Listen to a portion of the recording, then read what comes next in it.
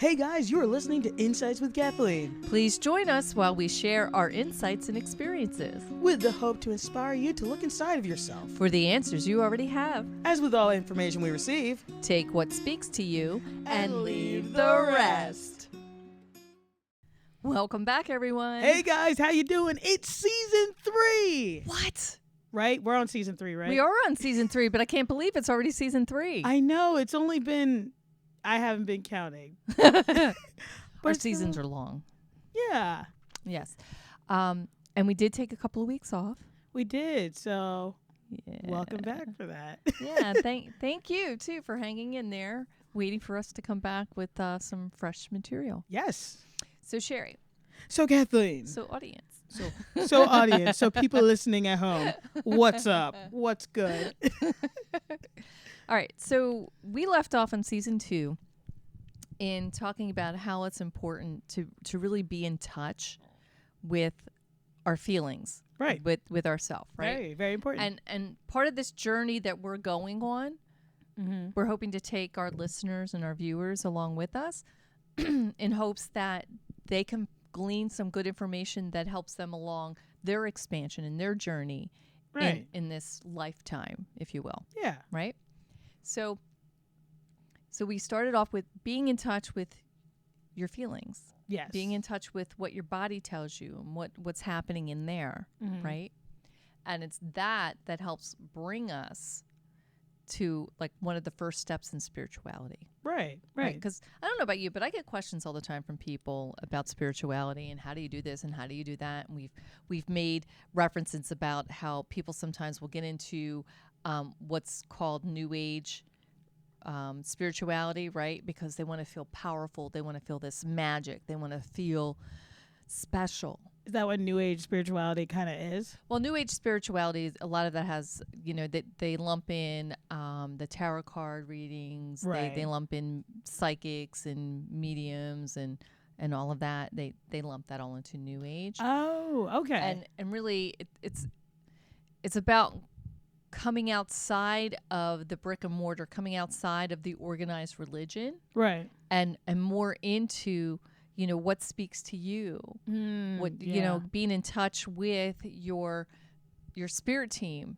Right. Oh, what's a spirit team? Oh, I think we did cover that a little bit, right? We glazed over it, Yeah, we glazed over it, but we'll come back to that in more detail down the road. But in essence, it's like your guardian angels. A lot of people hear about guardian angels, Yeah. right? It's about that. It's about that higher power that we can't see, that's not embodied, right? Right. That's a spirit team. It just means it's energy that's not embodied, but it's energy that's there to support us in our journey. Right. Makes sense. So as we go down the road here and we're going to explore this together even more and sharing it out with those who listen. Very excited for that, guys. I just wanted to talk a little bit about how in this journey of life, even though we're all programmed to believe that everything is linear, like, you have January, February, March, April, May, and they all have these different numbers and it's a calendar, and then we have different years and things are progressing forward in this linear manner. Yeah. That when we are doing this spiritual journey, this self journey, if you will, when we're leaning towards self-healing, tapping more into those higher powers, it's not always linear. Right? So what do I mean by that? I think you know what I mean by it, because Cherry and I were having conversations this week, and I think it was just a way to tease it up. Like I really felt like our spirit team was bringing up these aha moments. Yes. Right? Very much so. As a way to also to display this idea. Right. Right? So as we grow and we're moving in life and moving in our journey of spirituality, and we're discovering all these things and that power that lives within us and how we have these answers, but sometimes stuff that we thought we had cleared out, all of a sudden another piece of it bubbles up and you're like, what? And it kind of propels you backwards a little bit, or it feels like it's going backwards, but in reality it's not. Right. The truth is it's time now that you have this new perception, this new way of living. Now it's time to look at that piece with this new perception, with this new set of eyes, because now you get more from it. And now you can see how it's interwoven into different pieces of your life and how you can start picking it out and releasing, blessing, and clearing. That makes a lot of sense. Yeah. And I've definitely had experience with that. Yeah? Yes. Are you open for sharing that? You know what, guys? Since it's you guys, I like you guys. I'm going to tell you a bit about my experience this week. So a little bit kind of like what it had to do with is the people-pleasing aspect. And I thought, okay, this is something I've gotten over. This is something I don't have to worry about. Like, I've cleared it. I've done my homework. I've went to therapy. I did it. I cleared it. So then I realized, I'm taking on a lot of responsibilities like clubs and members and just different things like that. And people are always like, hitting on my phone like, hey, how do I do this? When do I need to do that? All that stuff. And I'm like overwhelmed. I'm like, I can't answer all of these. So either I don't answer them or I answer all of them, and it's like a whole thing. So there was like that piece, and I was like, oh, I'm feeling some kind of way, but I didn't have the words to express because I was like, no, it can't be people pleasing. Like, I know how to organize my time. Maybe I'm hormonal. Maybe I'm just like hungry. Maybe it's something else. And then, I had my roommate who was like so gracious to tell me like, hey, if you could just like clean up around here a little better, that'd be great. And I was like, okay, yeah, no problem. Thanks for letting me know. And like inside I was just like, oh, I feel like I could have done that better, or I should have done it to this standard. And I'm just very in my head about it. And I was talking to you actually on the phone a little bit about that. And we just kind of, you helped me come to the I pushed the button. You pushed the you really did. You did. And I was, I was in my head and I was swirling a bit and I was just like, okay, maybe it's this, maybe it's that, maybe it's just I'm mad, whatever, it's time of the month, whatever. And you're like, well, maybe it's that people-pleasing aspect, that old injury that you had, and it's come back. But you said it in such a way that didn't make me feel like I was regressing, because I was just like, I thought I dealt with that. And you're like, yeah, but what if you're just like seeing the different aspects? Like, things are not linear when you're having your progress and going through life and everything. Right. Just like you said, things are interwoven. And once I figured that out and you kind of helped me figure that out, I was like, oh. So I stopped lamenting over it and I stopped like, oh, what's wrong with me? But you said something afterwards, which I thought was very interesting. I don't remember what it is. I'm sorry. I'm sorry, Sherry. I just do a lot of talking. I don't do a whole lot of remembering. She did a lot of talking, and I was just like, how did she do that? But no, it was very interesting to me to see that things are not linear in a sense. It's all interwoven. Right. So first of all, thank you very much. Of course. For sharing that. Yes. When Sherry and I were having that conversation, in full transparency, I channeled that answer. What's that mean? That means that because I was in touch with me and I am in touch with you, and I know a lot about your journey, that I can be open to allowing information to flow through me for your ears to hear. Yes. And it's out of love. It's not out of judgment. It's not out of, trying to make you feel ashamed of you, because you know what? Spirit teams don't work that way. No. They don't. They would never embarrass you. Definitely not through another person. Right?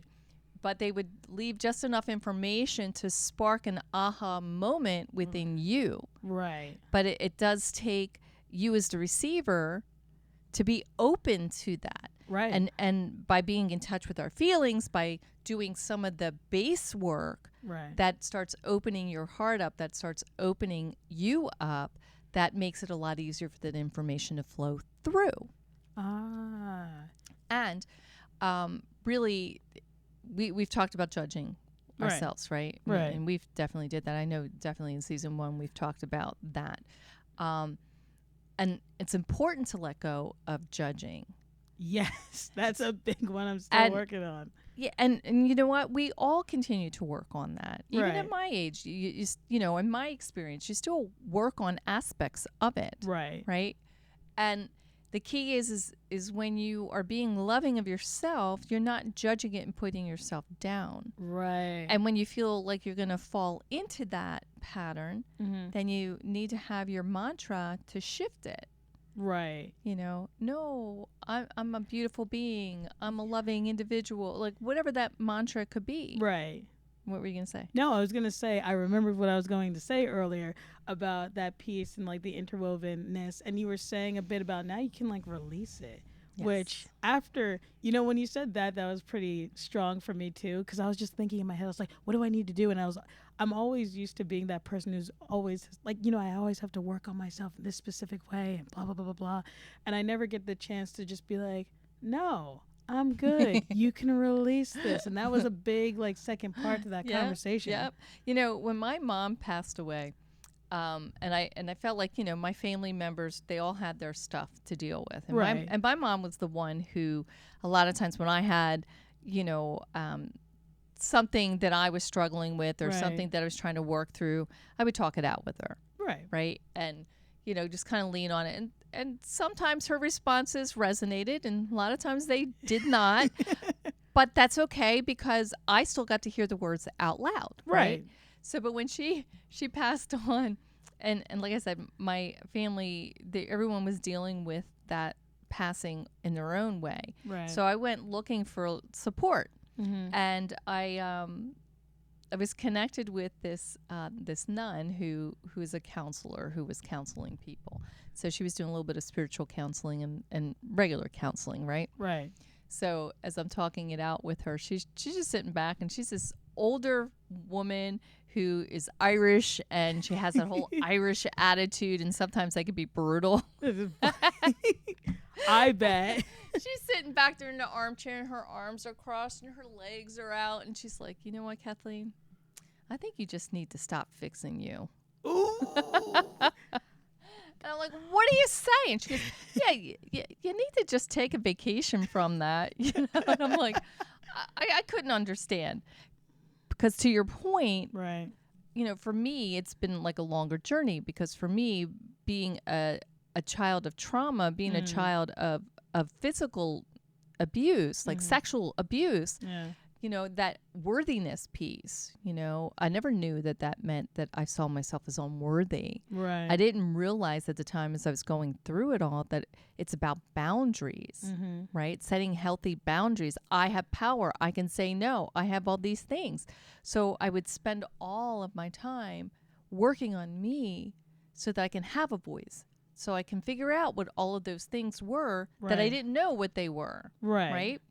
So, and that's where she was saying, wow, you done a great job. But in her words, right, you did a good job. You need to take a break. I'm like, but I can't. What do I do with me? Right. Right? And we were talking about that too. We were talking about that because I had gone through therapy as well. And like, I'm so used to being like, this is how you fix this. This is how you, and like, that's an awesome thing. And I guess now that I've like, taking care of me, I'm so used to like getting little issues or little problems and be like, well, I have to psychoanalyze it. I have to pick it apart. I have to like obsess over it because I have nothing. Not that I have nothing else to do, but I'm so used to doing the fixing that I'm like. And what did I tell you about that? I forget.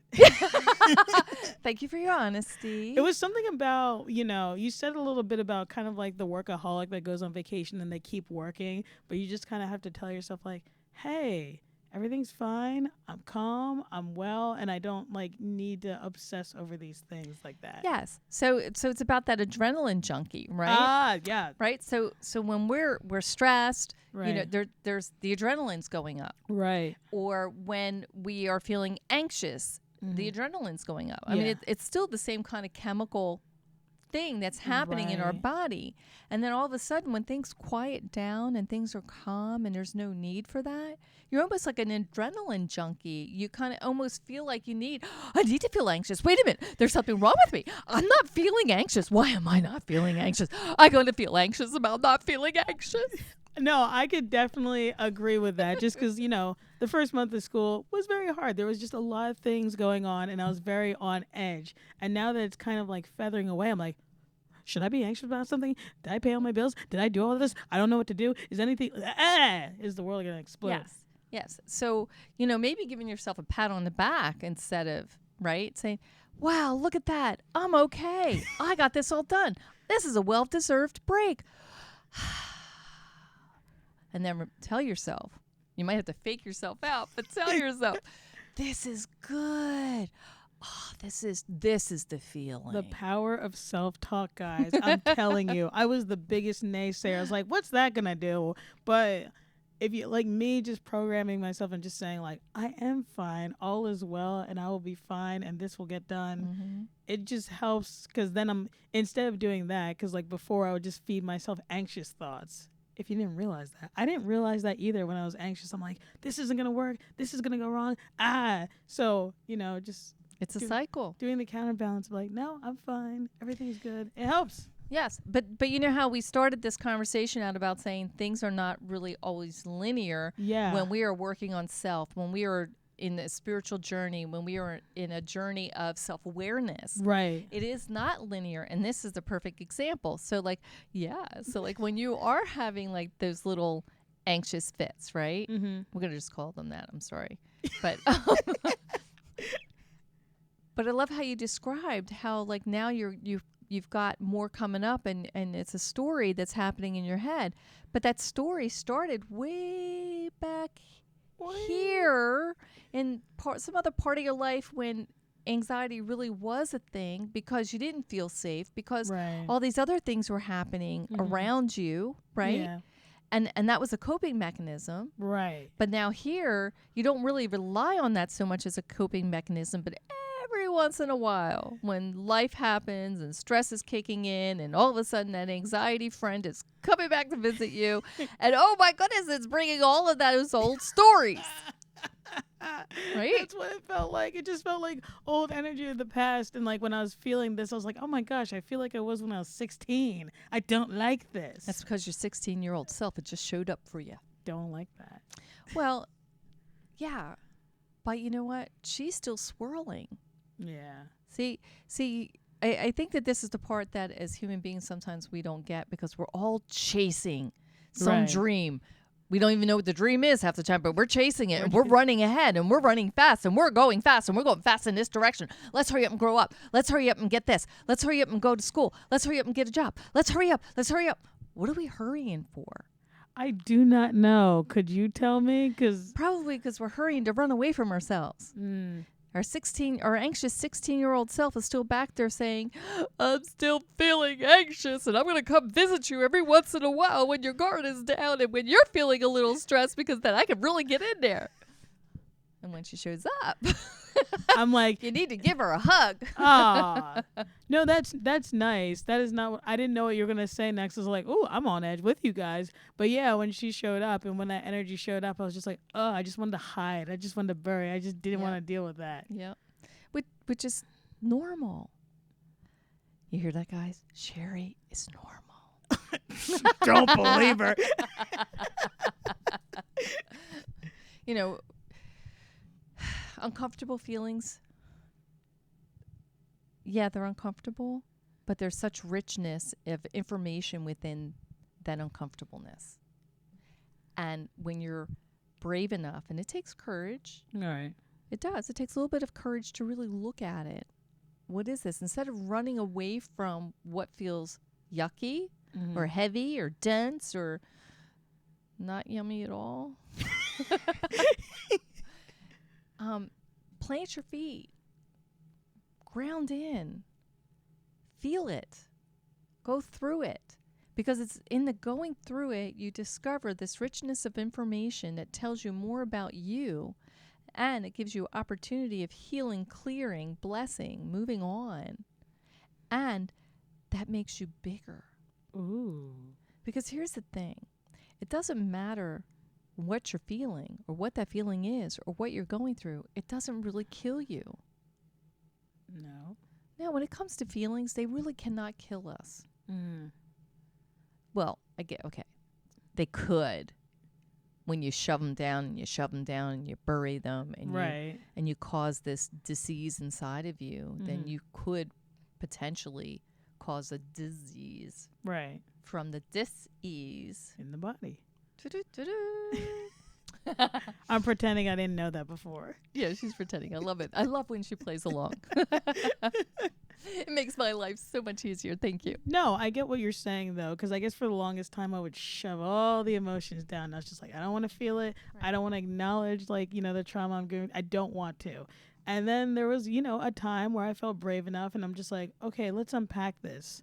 why am I feeling this way? And you're right, it did show me a lot about myself and just what I was dealing with.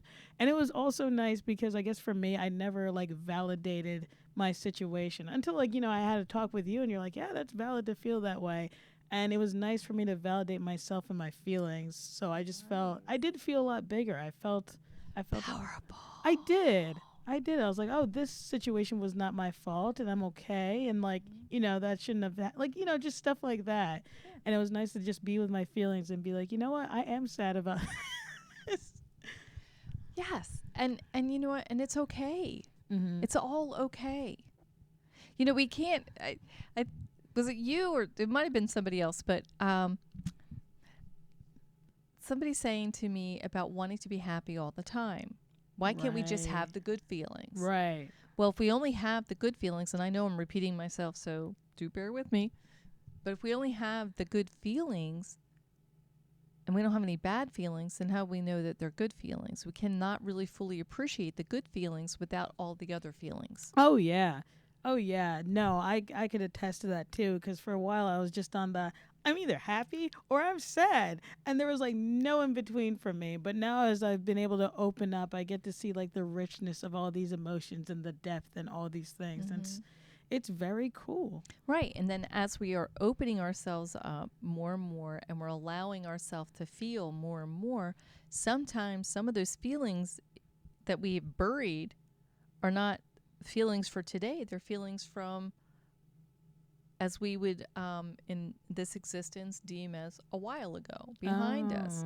So that's why I say, it's not, everything is not linear. Right. Because you're still carrying it around. So I love this. I don't know if anybody out there is a Star Trek fan or not, but I am. Star Trek fans, raise your hands. So Deep Space Nine, they have an episode where Captain Sisko, for those who don't know the show, so there's this Captain Sisko, he kind of is in charge of Deep Space Nine or becomes in charge of it. But on his journey there, or before he got there, there was a conflict and he lost his wife during a battle, right? And she passed away and he was so upset and he couldn't leave. People had to drag him away because the ship's burning up and he would die with her too. And he still has this son and they drag him away. So now that he's at Deep Space Nine, the natives of the planet where Deep Space Nine is, they believe in these gods, and people who are part of the Federation. That's what Captain Sisko is a part of. Believe them to be wormhole entities. Okay? Oh wow! So Sisko has an interaction with these wormhole entities, and then they show up to him as like other people in his life, so use them as a reference for him, right, because they're not embodied beings, right, so they're just giving him this vision to relate to him in some way. And they keep asking him, why do you live here? Because in his memory he hangs on to the loss of his wife, that moment in time when he lost her. And they keep bringing him back and he keeps getting emotional. Well, why do you keep bringing me here? And they keep asking him, well, why do you live here? So I loved, if you get a chance, I mean, I don't even know what episode that is. Star Trek show I've been hearing about. Or at least Google or something, wormhole entities or something with Captain Sisko. But I thought that they really displayed the concept well. Right. Right, about trying to show people about how our emotions are not linear. No, they're not. They're not. They're not. When we think back on, old memories, then that's where we're living. How we've talked about how anxiety is about, being too far in the future. Right. Depression is being in the back, right? Right. So if you're depressed and you're living back there, why do you exist there? Right. Right? So maybe there's healing that needs to happen there. Maybe there's, something that you can pull forward to the present so you can be in the present and not so stuck in the back. In what is deemed as the past. Right. You know what I mean? No, I know what you mean. I mean, it's kind of hard. It's like, what? But that's the past. But that's where you're living. Oh, no. Trust me, I've definitely seen my share of people, and, no judgment to any of them, where they're either it feels different. Like when they're like, I wish I could just be like 17, or I wish I could just be this age. It's usually like older people that will tell me this. And it's like usually reference to there, and they're kind of like, yeah, I don't really enjoy my life now. And I was like, oh, that's kind of like sad. Yeah, and they're not in the moment, right? Right. Or it could be just something as sweet as like somebody you're crushing on, and you got a kiss from that person, right? And you know, and that person's now like gone, because like your time together is gone. not gone, like broken up, but like now you have to go home, and you went your separate ways to go do your life, if you will. Right. You know, maybe with the anticipation of coming back together, but for right now, I mean, it's such a crush, and all you do is you relive that kiss, you relive that moment that led, you know, all of those little nuances that led up to that moment. Like, you know, every little delicious part. You know, I had to say that word sometime today, right? Yes, you did, and I'm shocked she hadn't said it yet. Thank you for that. But you're reliving it, so you're in that moment that is really part of the past, but that's where you want to live, and that's where you're being. Right. And it's okay that we can reminisce on that. Yeah. And we can enjoy that a little bit longer because that's where we kind of are. But just don't get stuck there. Oh, yeah. Right? Come forward. Be in the moment, because when you're not here present in this moment, you're back there. You miss out on what's happening here, because then that moment is gone. Oh, yes. I've definitely done that before. Whether I've had like a really great day with a couple of friends, and then I'm like thinking about that the next day, that I forget what happened that day, because I was so like, oh, that day was so good. So, yeah. Being present. Yeah. So I want to thank you all for tuning in with us, that this is the very beginning, and we're only just scratching it, and we are going to go more into spirituality and how you can open yourself up to the more of the all. That right? be all that be. Yeah. Yeah. All right. Thanks again. Have a good night. See you guys. Bye. Remember, you are bigger than anything that you are going through or anything that is happening around you.